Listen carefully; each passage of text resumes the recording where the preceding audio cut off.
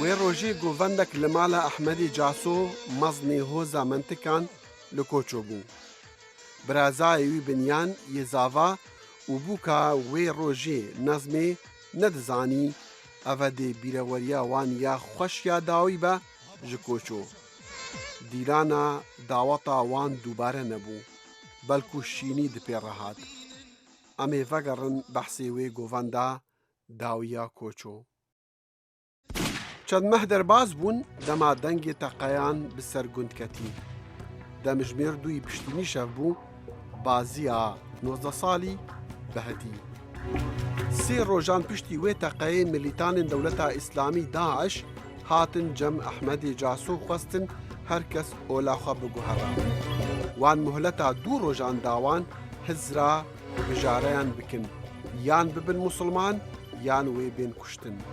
به هزاران خلکی وی دوری روینو خلچیای شنگالی گرد.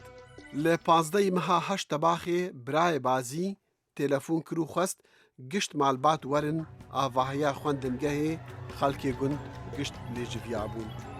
دمی دقیقه آندا اتومبیلین چکدارین پری ملیتان داعش گهشتن. وان هر کس جگ جدا کر. کچ کر خانمین نشو کریو جنین به عمر. بازی گوت وان بطانی دانان اردی و جمع خواستن تلفونین خواه پاویجین سر دپی را زیرو پرا. داعش جنو میر جگ جدا کرن. پیر جناف خورتان بازی گوت وان ام هشتن جگ و قطیای.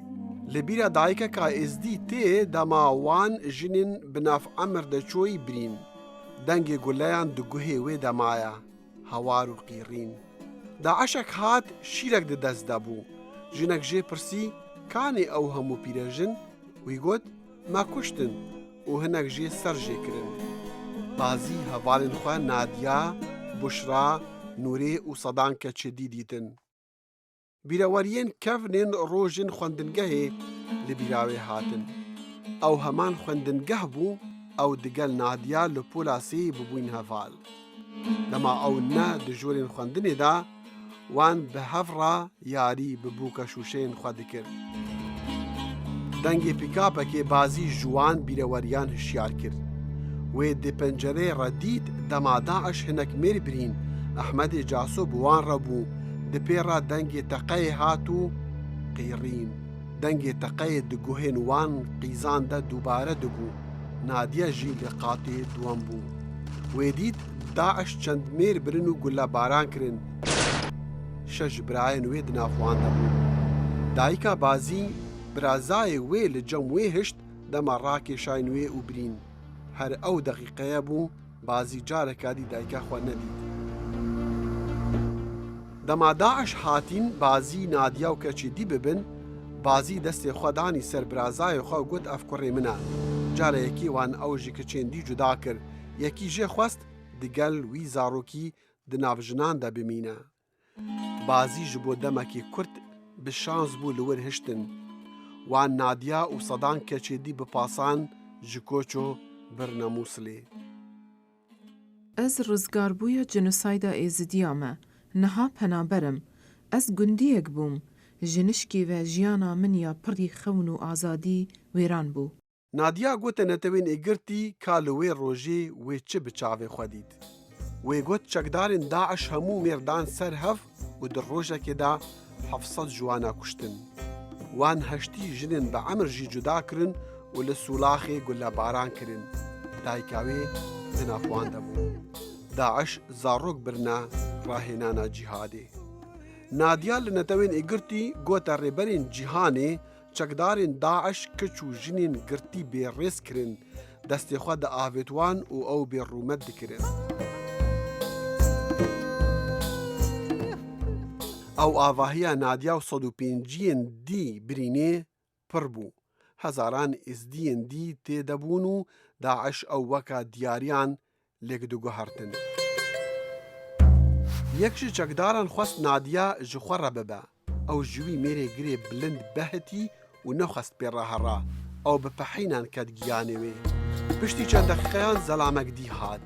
گەودێ وی بچووکتر بوو نادیا هیفی ژێکردن وێ ببە وی ji نادیا خواست ئۆلاخوا بگوهڕە نادیا دەرد و ئێش دیدن چەکدارێ داعش ڤیا وێ مارە بکە وێ هیڤی کردن و گوتێ ئەو نەخۆشە پڕانیا ژنان وەکە نادیا ڕاستی نەخۆشیان ببوون پشتی دوو ڕۆژان وی زۆر لە نادیا کرد خوا بخەملینە و خوا سۆراف بکە هەروێ شەوێ یاوی خواستی کرد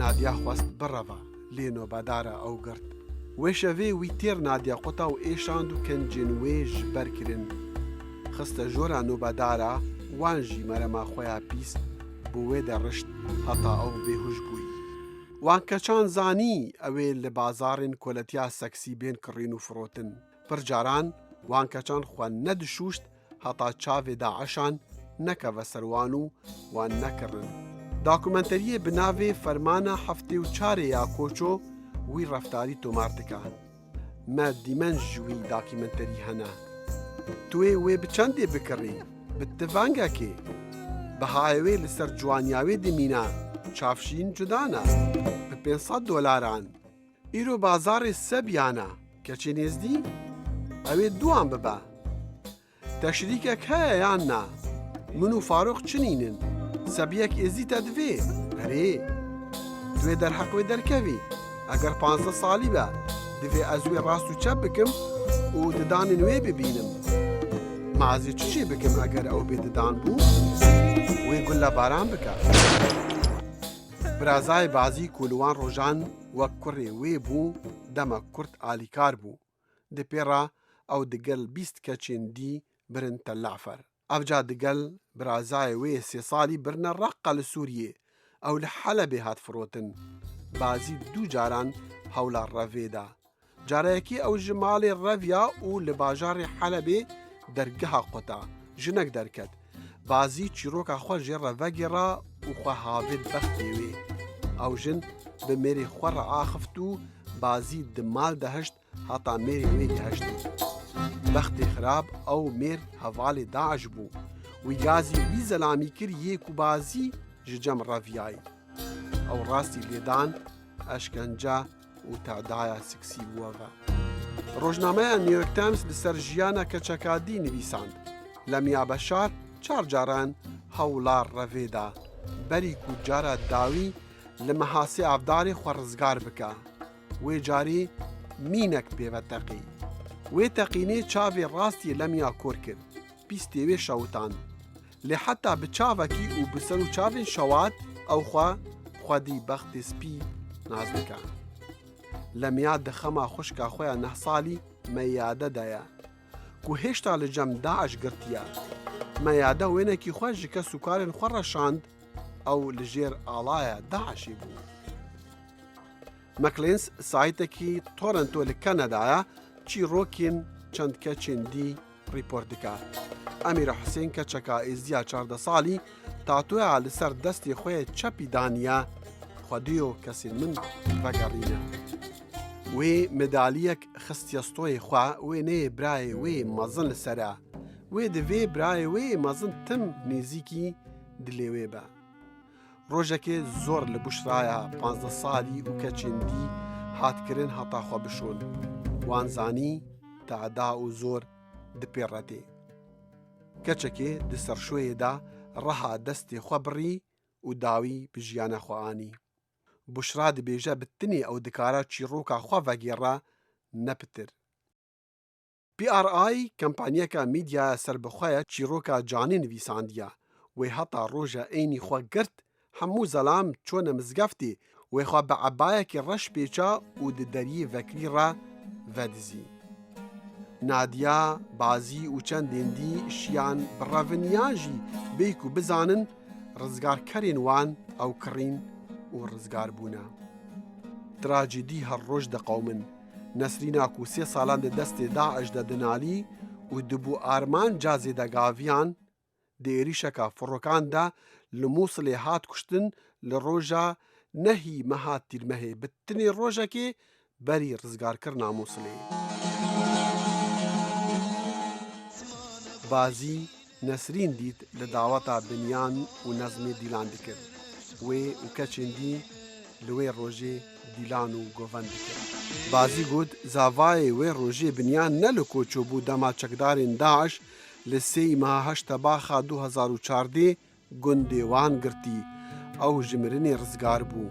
نظمه بو کاوی روژه دیگل کچندی ل 15 تباخی هات سبی کرن او دو جان بو و پشتی چند مهین کولتیه خودی کچک دای. بری چند مهان او به تلفونی بکسو کارن خورا آخفت و گوتوان او یا لباجار رقای سوریه پشتی وی تلفونی سالو خینوی قدبون.